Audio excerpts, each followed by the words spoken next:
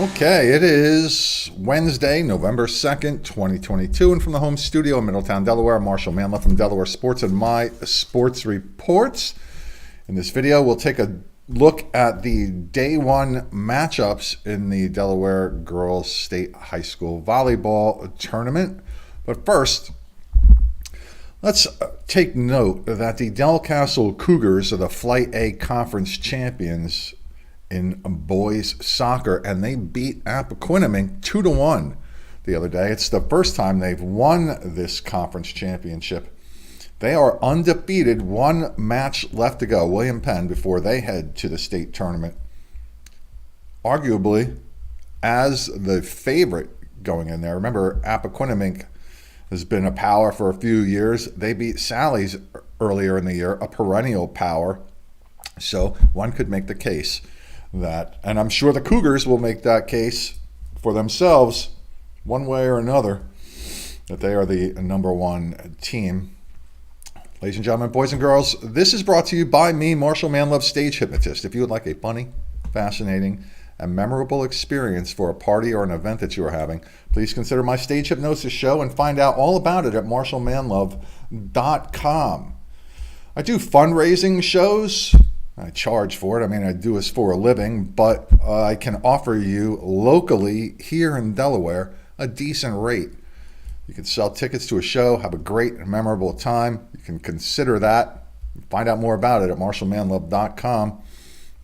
And also, if you're looking to buy or sell a home in Delaware, Maryland, or Pennsylvania, I can help you there. My website's marshalmanlove.boxroach.com. What did I just do there? All right, there we go. All right.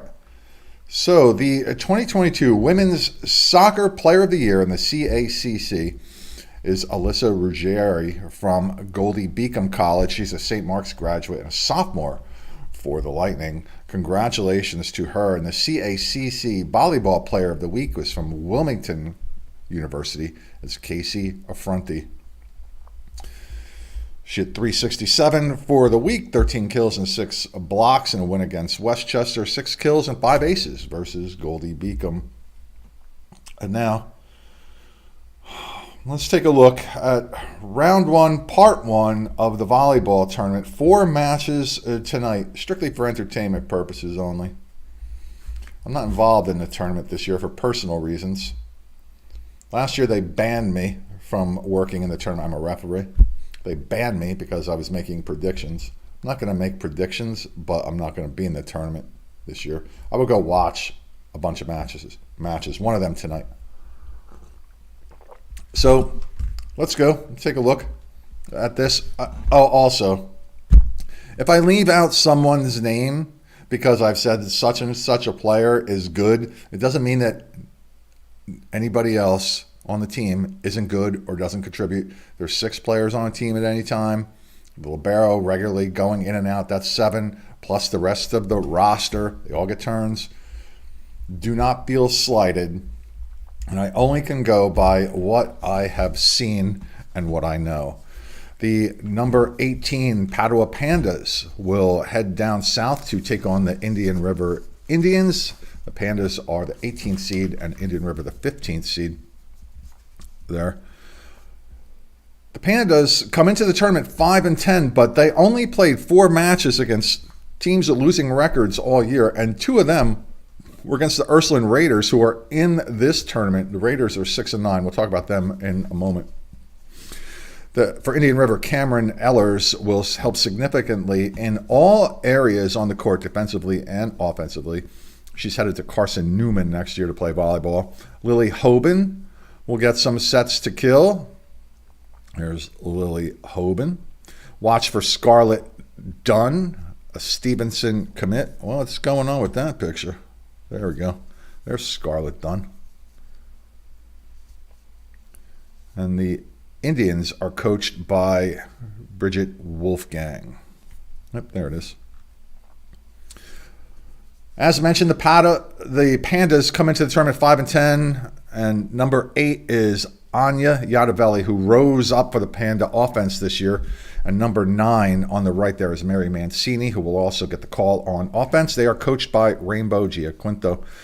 Amanda Quinn here is the outstanding libero for the Pandas. And the Pandas use Olivia Bowers, number 12, and freshman Caitlin Lieberstein, number 10, to run the offense. And there's the freshman Panda. The winner will take on number 2, Delmarva Christian, on Friday. The number 23 Mustangs of MOT Charter head up the road a little bit to Bear to take on the 10th seeded Lions of Red Lion. Both teams are 9-6 for the year, but the Lions' beefier schedule and the associated bonus points they earned lifted them to the 10 spot.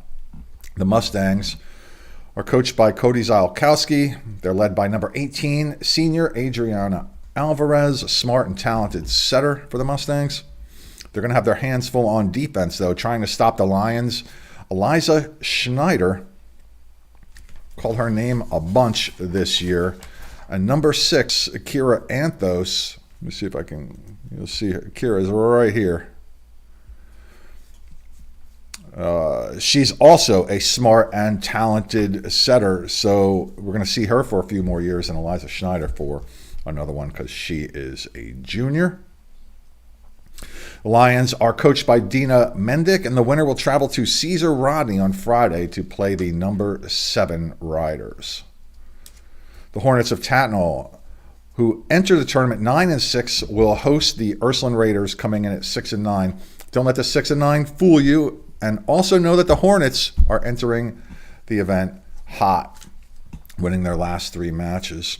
The Kennedy sisters, Chloe and Carly, will run the Hornet offense with Emma Kirby, also a Hornet basketball star, doing the big hitting and blocking. John Evans coaches the Hornets. Hannah Kelly should get the bulk of the hitting action for the Raiders. Ava Panunto and Haley Timmons lead the Raiders' 6-2 offense. Jen Johnson is in her first year as head coach for the Raiders. The winner of this match will get the 3-time defending state champion Spartans of St. Mark's in Pike Creek on Friday, and Ursuline just played them this past Saturday and lost in straight sets. Anything can happen, though. It's the tournament. We know anything can happen because, look, the Phillies are 2 wins away from the World Series, and they barely squeaked into the playoffs to begin with. I'm glad all my friends are happy about that. I'm not. Let's see. The 10-6 Jaguars of Appoquinimink host the 9-6 St. George's Hawks in this district rivalry. The 2 teams just met on the 26th, with the Jaguars winning in straight sets. The Hawks are led by hitter Madison Cephas. Alexis Robinson and Shayla Howell will run the offense. Anna Mitchell is their head coach. The Jaguars are led by junior Alexis Parkinson, their setter, and Gianna Folke, their go-to hitter. There's Alexis. There's Gianna. And libero Amy Abad is one of the top liberos in the state. At least the performance she put on when I saw her last week is an indication of her talent. She got to everything. A couple of these liberos in this state are really, really good, and she is one of them for sure. Get a picture of her. I'm talking about her. Nikki Parkinson is the coach for the Jaguars. The winner here goes to Newark on Friday to play the 6th-seeded Patriots of Newark Charter. The second part of round 1 will happen tomorrow, and then round 2 Friday, and then quarterfinals, semifinals, and finals later, and we'll talk about them as we go along.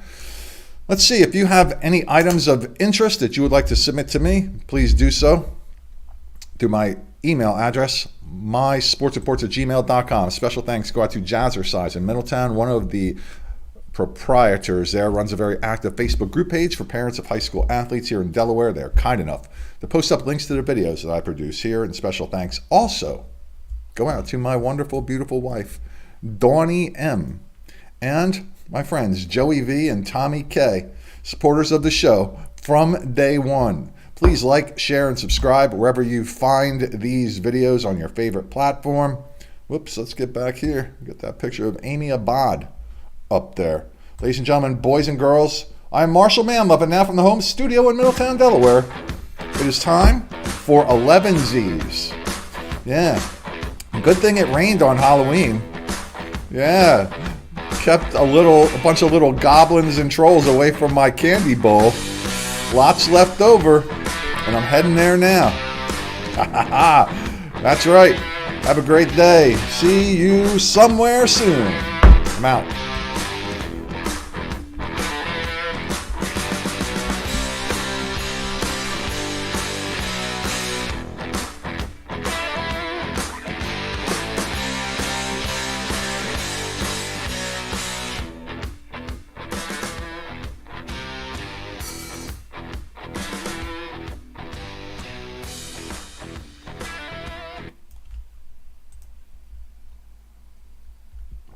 Candy time. Yeah.